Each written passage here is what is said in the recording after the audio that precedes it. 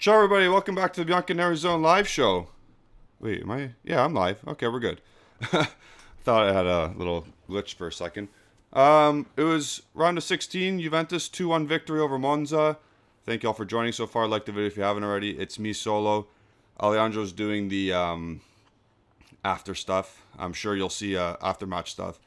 You will see his video coming on the channel shortly after, probably in 15 minutes or so.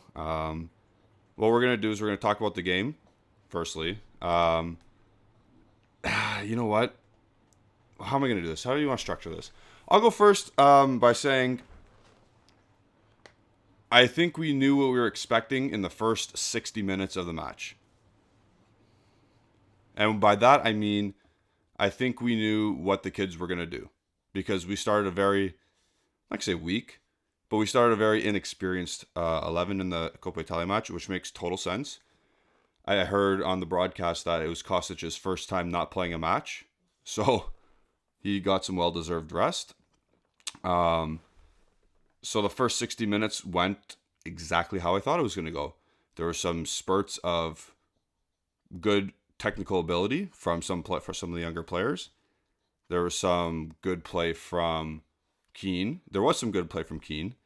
Good play from McKennie. But also, collectively, there were some lulls. There were some mistakes. There were a lot of mistakes, actually. Especially on the goal for Monza. For Monza, the only goal they scored, and we'll get into more tactical stuff later on.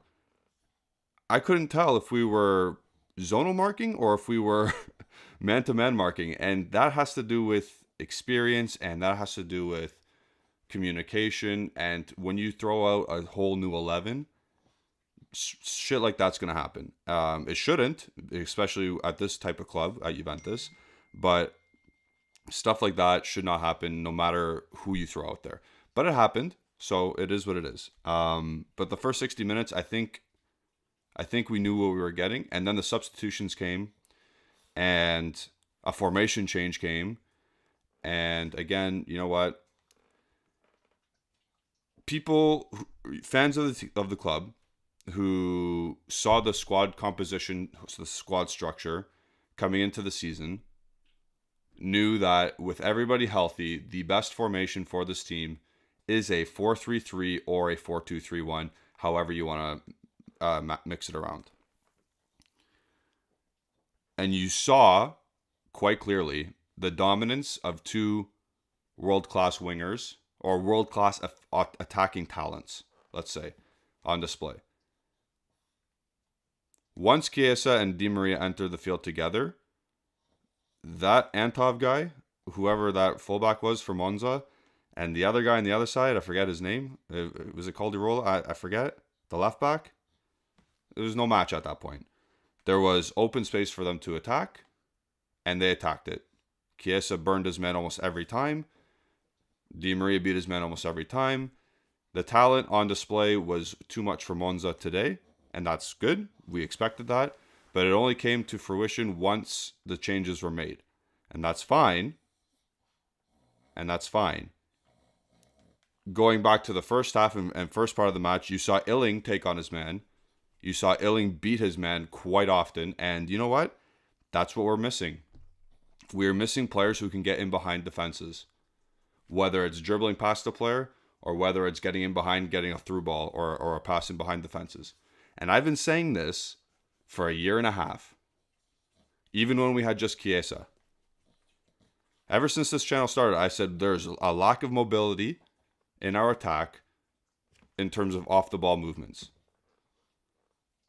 In terms of directiveness towards goal, we lack that sorely.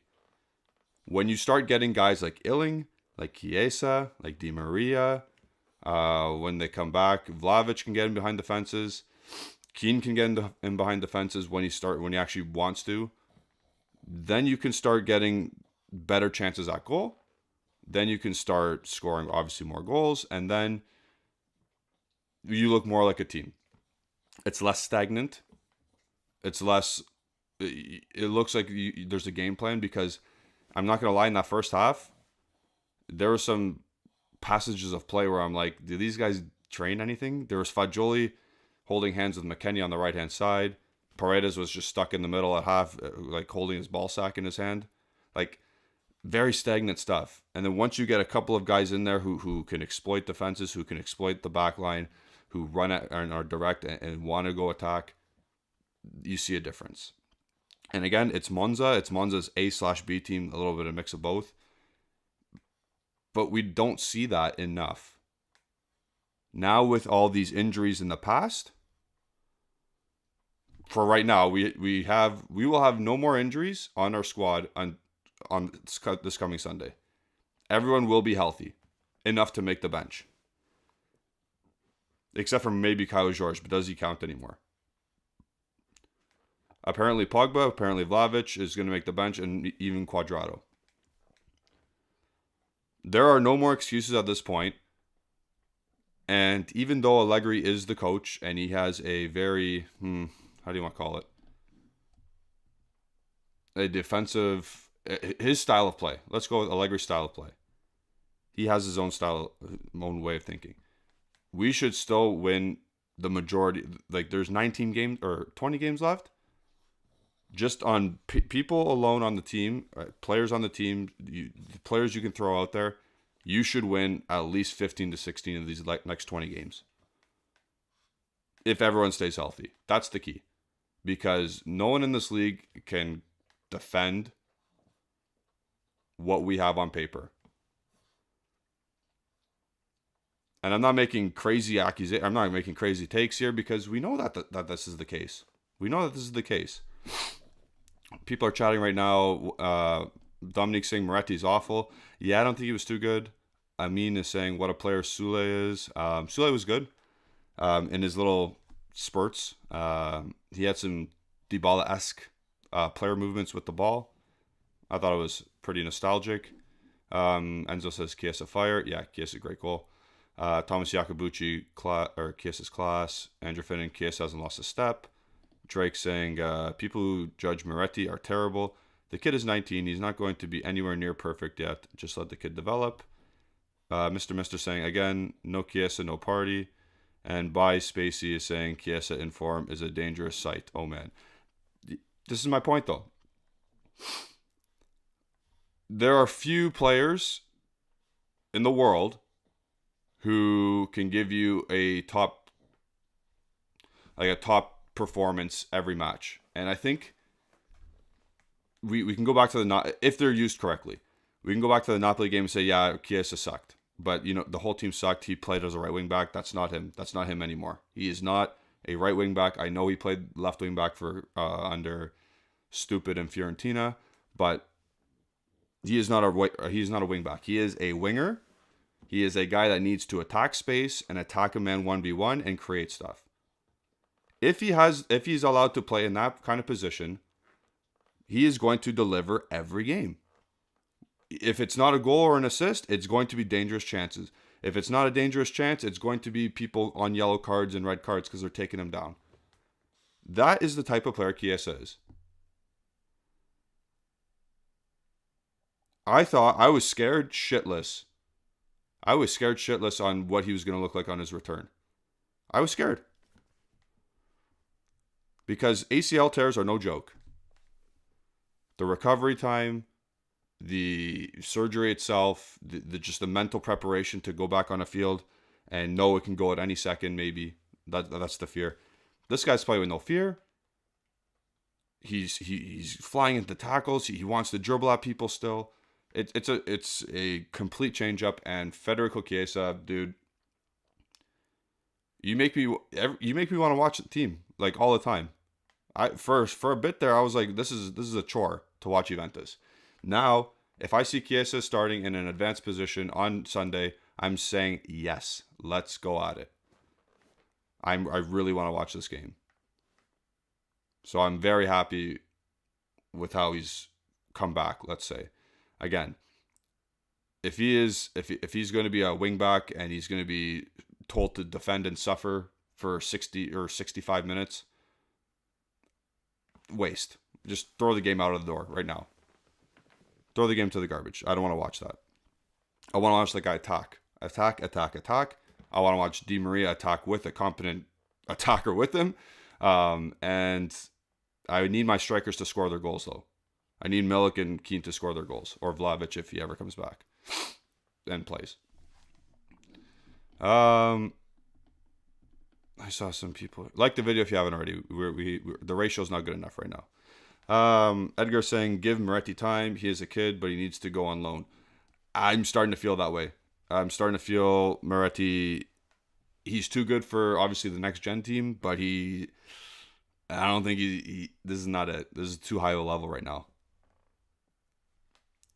He needs to go to a lower level Serie A side that will play him, or a different league. I don't care, but on loan, of course. By Spicy is saying, Spacey, sorry, is saying, is it me or is this just does he look faster than before? No, he was very fast before the injury. Very fast guy, very fast player. Anas is saying, what do you think of the performance today? I thought, again, we'll go in the starting 11. I'll base it off that. I'll give it a 5 or 6. It was okay as a whole. Some individual spots were okay. Like Illing Jr. had a great game going forward. A couple of mistakes, obviously. Like he coughed up the ball a couple times when he should have made a pass. Decision making needs to grow because he's young. But if he decides to go at someone, again, similar to Chiesa, he will beat his man. Great to watch. Sule was nice and tidy on the ball. He made a lot of good decisions, good touches, very technical in tight areas. Again, reminded me of Dybala a lot, especially in that support striker role. Defense was shaky in set pieces in the first half. In the second half, they did a much better job. But I think they might have tweaked something in the second half, because in the first half, it was a lot of zonal marking, which was the downfall of the first goal against. But all in all, it was okay. They got the win, especially coming off of 5-1 smacking. So it's always good to just get a win and get that result out of their heads. So I'll say it was an okay performance all around. Javi saying, what a goal from Federico. Maizio saying, I'm going to church this Sunday. Oh, we all need to go to church. Olaf is saying, Moretti's overhyped. I am not saying he's overhyped. I think some people in the fan base overhype him, but I think on the whole, he's a guy. He is a player that... He's a player right now that is not good, not shit. How's that? He's not great. He's not shit right now. Could he get better? Absolutely. So that's what I think about Moretti. 10 Toes Down says Paredes was good. I thought his combativeness, I thought his ball retention was good, but his passing accuracy, he gave the ball up, or he passed inaccurately quite a bit today. Kind of weird. Kind of uncharacteristic of Paredes. But his combativeness always up to par, like the top. And his ball retention was pretty good. And we'll go into... I'm going to share the screen soon and go through some stats and some key points of the game. Anin's asking, what do you think about the move to the 4-3-3? So at first it looked like it went to a 4-2-3-1. Obviously, we're talking about when the subs came in, when Chiesa, Di Maria, Locatelli all came onto the field. Milik, I forgot the last sub. Alexandro, that's who it was. So when they all came on and they were all together, it looked like a 4-2-3-1 to me. Paredes and Locatelli in a pivot, and then McKennie as a right wing, right mid, whatever. Di Maria as the attacking midfielder, Chiesa on the left, Milik or Keane, whoever was on at the time, up top. And then once we scored the goal, it kind of switched, and it went to a 4-3-3. McKennie tucked in. Di Maria was to the right more. So obviously, the first part of my reaction to the game was when you have the players that can go at defenders, and when you have the players that are good enough to get past defenders and keep the ball, you absolutely go to 4-3-3 or 4-2-3-1, whatever you want to do. You absolutely do that because you have the players and you have the players to do so. Now, once we figured out the chemistry towards that, you have to get the proper fullbacks in. because Alexandro long term is not a left back for this team. Danilo is not a right back for this team. It's just the reality of the situation. If you get proper fullbacks, I absolutely say yes. 4-3-3, 4-2-3-1, whatever you want going forward. Absolutely. But you need a left back. Because I think you can survive with Danilo for the rest of the season. But, or if you want to get this Fresneda kid, if we're actually serious about him, put Danilo to the left and then have Fresneda, and that's your back four. Probably not Gatti as the center back beside Bremer. Is it Bonucci? Maybe. I don't know. There's some stuff to figure out here. What's my dog doing? Boo. Oh, he's going to fall. So yeah, I see. I don't like three at the back either, especially going forward with this team. If you're going to make investments in the back line, make them correctly and buy fullbacks. Because Danilo can swap into a center back role if you need it. So buy fullbacks, and I think we'll be okay. RB Comps is saying Chiesa saves our ass. What a goal from Chiesa. Yep, we mentioned that. SD saying, what do you think of the transition to 4-4-2 when we made the subs? The coach hates 4-3-3. I don't think we went to a 4-4-2 when I think it was maybe in the defensive phase. It was a 4-4-2 when we were shielding the lead, protecting the lead, and McKennie, it was a two banks of four, and then Di Maria just in front of them. Maybe it looked like a 4-4-2, but going forward, it was definitely this semantics at this point. But it was definitely not a 4-4-2 going forward. We'll say that. Again, people like the video if you haven't already. I'm going to put the camera on or share my screen about the stats now. Let me know if you agree with the ratings on the screen. Let me know if you agree with these are not my ratings. These are, I think, FOTMob. Yeah, I'm on FOTMob. I don't agree with these or most of them, so we'll go here now.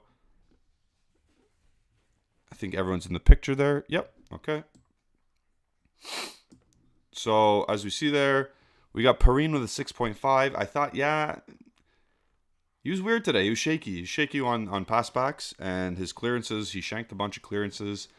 The goal, I didn't like the way his positioning on the goal, but 6.5 is what it is. Okay, boo. You see the back line, Rugani was the worst rated out of the three. Do I agree with that? Yeah, probably. I agree with that. Gatti was he was erratic, Gatti, again today. I don't know. Obviously, Danilo was the best out of the three. Yeah, I think Gatti was so erratic that it was scary.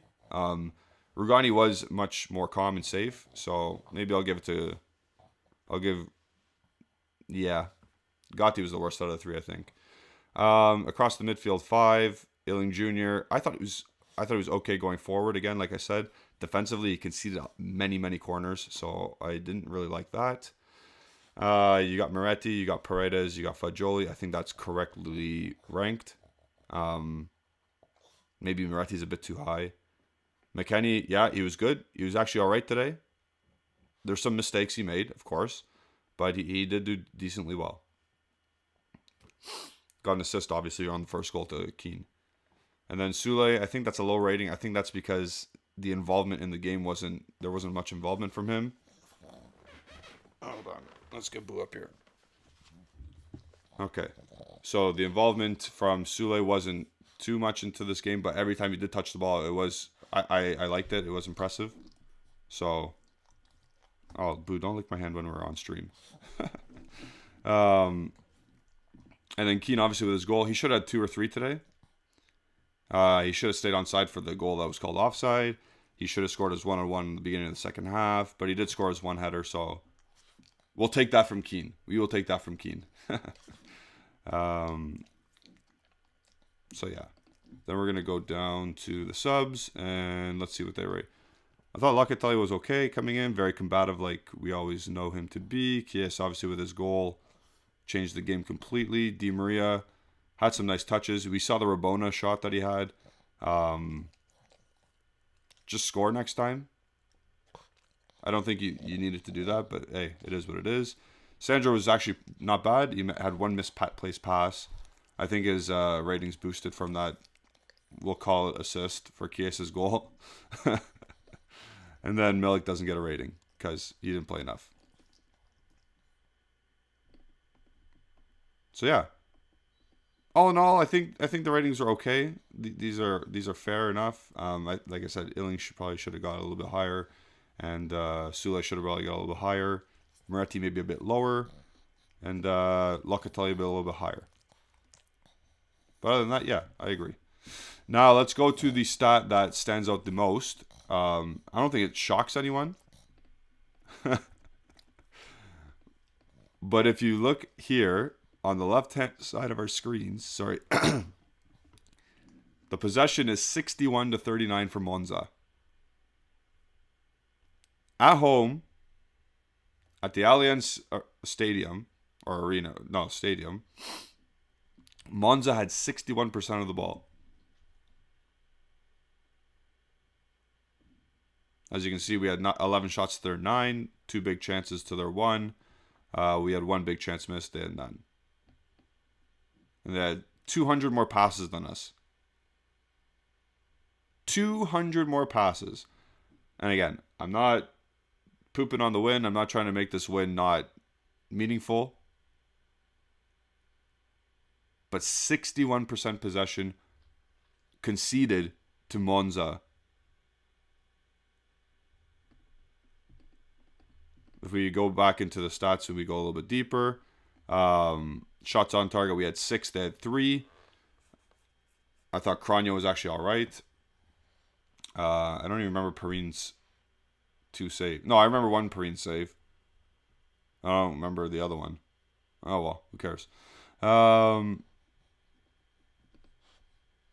So there's a stat right there that sticks out to me.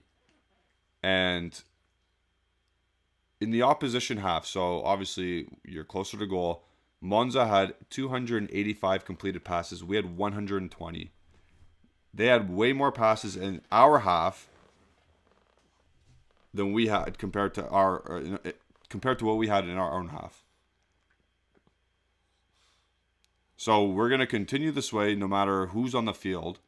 It's just that our individual brilliance will have to trump whoever we play against. And that's why Chiesa coming back is so important, and that's why Di Maria being fit is important. Pogba's eventually going to play a game, I hope, and so on and so on. And Vlahovic, if he comes back, all that stuff. So there you go. We outdueled them, except for the ground ones. Great. Okay. Those are the stats. We'll go back to me now, my ugly mug. Edgar saying we should try and get Joao Felix. A bit of madness is healthy. Joao Felix is going to cost way too much money for us to even think about getting him for. We can't even buy an 18-year-old kid from Real Valladolid. In what world are we going to get Joao Felix? And then Hanin saying Monza has the third most possession in the league, so this was expected. Okay. I get it. Statistically, Monza keep the ball. But we are Juventus, and we are at home. You better have more than 39% possession. This is what I mean by progressive, free-flowing teams will always beat us and beat us handedly. Teams like Monza, who have a hard time breaking down good teams, they're not the problem. They're not the problem. Empoli's not the problem. Cremonese's not the problem. Who else do we play? Udinese is not the problem. Atalanta are a problem. Napoli are a problem. Benfica are a problem. Who go around the world? Borussia Dortmund will be a problem. Arsenal will be a problem if we continue to go this route of playing. So against Monza, sure, do whatever you need to do. 39, whatever. Corto muso, drop back, sit back, defend, soak up pressure. Sure. Against better teams, we do not have the capacity to keep the ball out of our net because we do not have Chiellini, Bonucci, Barzali circa 2015. We have Danilo, Bremer, Sandro 2023.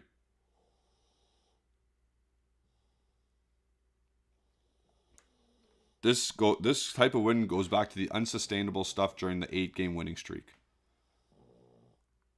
Yes, teams that can't break you down because they suck and they don't have talent, you're going to beat them. You're going to shit your house your way to wins. Playing like this against Napoli, you get spanked 5-1. Playing like this against Atalanta, they have 13 goals in 2 games. They have 13 goals in 2 games, Atalanta. Their last 2 games. Now they're coming to play us on Sunday. It's not all doom and gloom, but there needs to be something else. There needs to be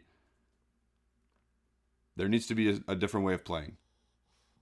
And if we want to talk about L'Equipe's news today, talking about Zidane's holding Juventus as his prime target to go coach, it is what it is. I say yes. If it means Allegri out, I say yes, Zidane, come home, buddy. I don't care what people say when they say, oh, but he can't coach, or he can't coach youngsters, blah, blah, blah. He can only coach superstars. He doesn't have a way of playing. I don't care. It'll look better than whatever Allegri's doing. You can probably attract other players if Zidane comes. Who the hell wants to play for Max Allegri after watching Juventus play for 2 years? Since we're not going to fork out the 7.5 million euros a year for Di Maria anymore. Because that's changing because Ferrero Rocher is the president.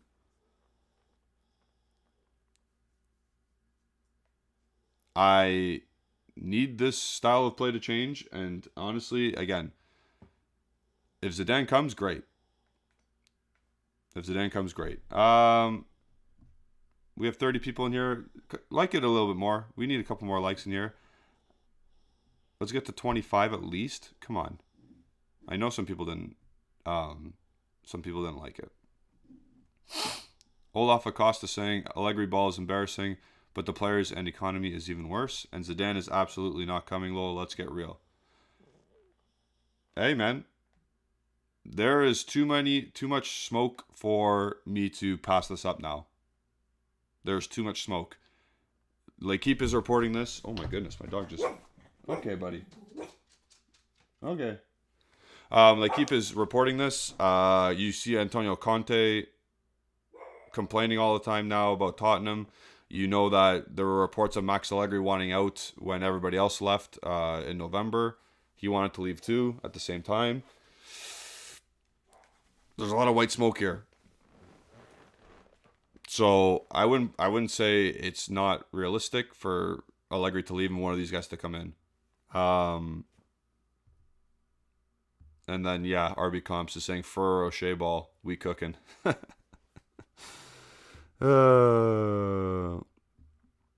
Okay, let's read out some the post game from Chiesa. So this is from Chiesa. A difficult, bad year. Now I'm thinking about training and getting back into shape. I have to get back in shape, play, and put minutes in my legs. By playing every 3 days, I'm putting all my strength into helping my teammates. Very nice, Chiesa. Very nice. Good for you. Then he says, Napoli ? We played very badly. We are not very aggressive. Even tonight, Monza played well, but we were concentrated and aggressive, and they struggled to shoot. Then we have the champions, but we have to play better. Huh? Okay, I don't get that one. Then he goes on to say, as I've always said, we have to raise the bar. We think of Atalanta. It will be a fundamental match. Let's try to bring Juve back to where it deserves to be. The rest will be taken care of by the club. I don't know what he means by that, but the rest will be taking care of the club. Is he hinting at help in the squad? I don't know. But yeah, Freddie, you can be happy about your goal, but you're right. You need to get more minutes under your legs. You need to get more match fit so you can play more. That's the reality of his situation. So good words from him. Niraj, 1 month of being a member. He's saying no party for Big Berlusconi. Chiesa deserves better. That's right. No hookers for Monza. No party bus for Monza. Enjoy your bus ride back to Monza. Peace out. So there you go. But thank you, Narash, for being a member. If you want to become a member, reach out to me or Alejandro, and we will get you in there in the Discord chat immediately. Olaf says, is there any way to save Juventus economically? We need new players. There is. Not sure if it's legal, but like, if, and this is a massive if. This is a massive if to save Juventus in terms of economics and whatever. If Exor, run by Elkin, subsidizes Juventus to clear all their debts, that's already so many millions of euros. Like, hundreds of millions of euros to do. If that happens, and then Elkin decides to say, hey, we're not just using the money that you, Juventus, make, we are using the money from what I make as well, then they have to declare sponsorships. They have to, basically, we have to act like Todd Bowley. Does Elkin have that money? Yes, he does. That family is like the 8th richest in the world. So if Elkin wanted to, he could act like a big dog. But he doesn't, because Juventus doesn't... Elkin doesn't want Juventus to be run by Exor's, that company's money. So it could be done, but it won't be done, because this is how it's always been. Does there need to be investment? Yes, absolutely. Does it need to be done immediately? You can do it in a way. I would like to see what, and again, before the game started, we saw Cherubini speak, we saw Ferrero Rocher speak, and Ferrero Rocher said something about we have to be cautious of the money, and we have to be strategic in the next phase. So I don't think, so literally that tells me Elkin is not going to do what I said. And he's going to continue status quo. Whatever Juventus makes will be the money used to buy players. So I don't think we're going to act like Todd B, like a couple of you guys are saying right now. There's no way we're going to do that. We don't have the big sugar daddy to clear all our debts and a new owner to come in and buy whoever they want.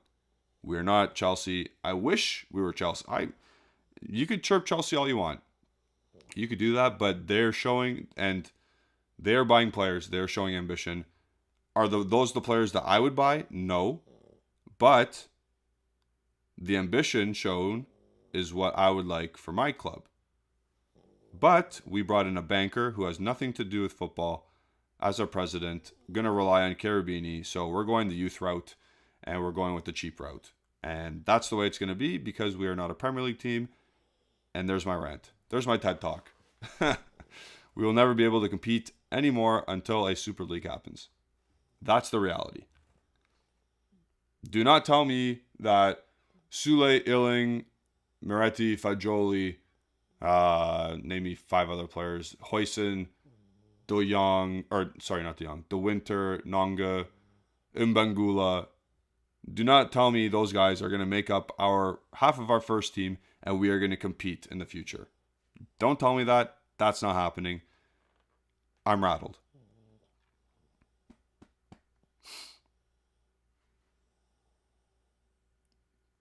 When I saw that quote from Agnelli yesterday and then echoed by Ferrero Rocher today and Cherubini, I'm scared. I'm scared for the future of Juventus by them saying they want the next gen thing to be a primary resource of our starting 11 or our first team in the years to come. That scares me. We need to basically be the class of 92, Manchester United's class of 92 on steroids if we want to compete again. They got 6 players out of that. They got Scholes, both Nevilles, Beckham, Nicky Butt, and I forget the other guy. Someone else. Forget. We need to double that in order to compete nowadays. Okay, boo. Shush. But let's not take away from a win today that advances us into the Coppa Italia Final 8, quarterfinal. I forget who we play. I forget who we play next. Let's check that out.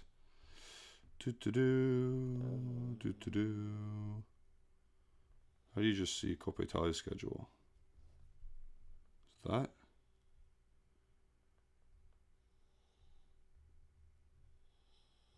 February. Okay, so we play Lazio. Oh my god. Oh my god. We play Lazio in the quarterfinal. Yeah, let's go back into the chat a bit. I know I went on a rant there and I kind of diverted from this game, but like it's Monza in the Coppa Italia. So after a 5-1 beatdown from Napoli. So and we just had a president change and I haven't really been able to share my thoughts about what I heard. Niraj is saying only other option to raise funds is to do Napoli and release a new shirt every month.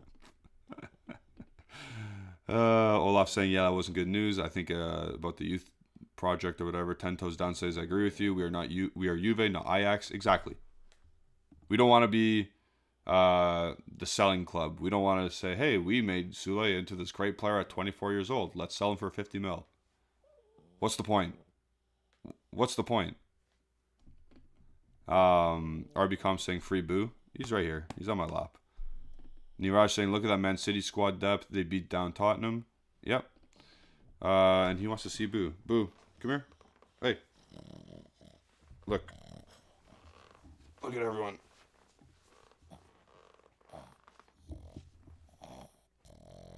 There he is. Okay, go over there. We're gonna shut this down soon. Let's get 2 more likes if we can to get 30 likes. Our next match is Sunday against Atalanta. That's the next Serie A match. February 2nd is the next Coppa Italia match, and that's against Lazio. Looks like Lazio will be the home team. February 2nd, so it's 3 weeks from now. So yeah, we can look forward to that. A quarterfinal game. That's a knockout game as well. It's not the 2 legs. Only the semifinal is 2 legs. So we look forward to that. Again, Atalanta, massive game. We have a preview on Saturday, I believe, on this channel. We have a podcast tomorrow recording that will come out Saturday, so no live tomorrow. So stay tuned for that. There's going to be, obviously, Ale's match reaction. He'll go in depth more. I'm not sure how he's going to react. I think he's going to not overhype the kids, but he's going to say that they are a breath of fresh air. I can almost assume he's going to say that. I'm going to say that I know what else he's going to say. He's going to say, as soon as we score a goal, we sit back and just let them attack us. And that's exactly what happens. And yeah, I think he'll be okay, though. He won't be like the Napoli one. The Napoli match reaction, he was very, quite rattled, I'll say. But yeah. Oh, we got past 30 likes. Beautiful. Niraj is saying Atalanta. Yeah, I'd be scared too, bro. And then RBCom saying my dog is so cute. Yeah, he is. He'd probably do a better job than Ferrero Rocher, because at least I could tell him what to do. So then I'd be the president. He'd be the acting president. But yeah, we move on. We're Juventus. We got another game on Sunday. Games keep rolling in. Also, Europa League's coming up pretty soon, I think. I think that starts in February, no? Yeah. Oh my God, February 16th, Europa League. We're going to be previewing frickin' Nantes in less than a month. Oof, boy. But yeah, stay tuned to the channel for all of that stuff. Content's coming thick and fast again. Season's right in the thick of it. Massive game coming up on Sunday. We move on from the Coppa Italia now, from round of 16 to quarterfinal, like I said, against Lazio. That's going to be a knockout game. Follow the Bianconeri Zone on all social media platforms, at Bianconeri Zone, Twitter, Instagram, Facebook. You can go on our Twitter account right this second and follow along what Landucci had to say after the match, what Chiesa had to say. I think someone else is going to speak after as well, maybe Danilo. But go to our Twitter account to follow that, or become a member, join our Discord. If you become a member of our channel, you can join the Discord right away, and those things get sent to our feed, and you don't have to look anywhere else. It's just on our Discord. All that information, interviews, instant transfer updates, big news items. It's all right there. Plus some great banter. Jerry Girardi, I'm going to shout you out, bro. You are amazing in that chat. You are... If we're considered pessimistic, dude, you make us look like the most optimistic people in the world. So shout out to Jerry. He's awesome. It's great banter in there. But yeah, follow me at Gennady151 on Twitter. Follow Alejandro at AlejandroBZ on Twitter. And follow Justin Sofro at Justin Sofro on Twitter for our takes on Juventus. And for some, just if you guys want to DM us and talk, we're there. Anyways, ciao. Peace out. Have a good one. We'll see you Saturday live. Yeah. Ciao. Oops.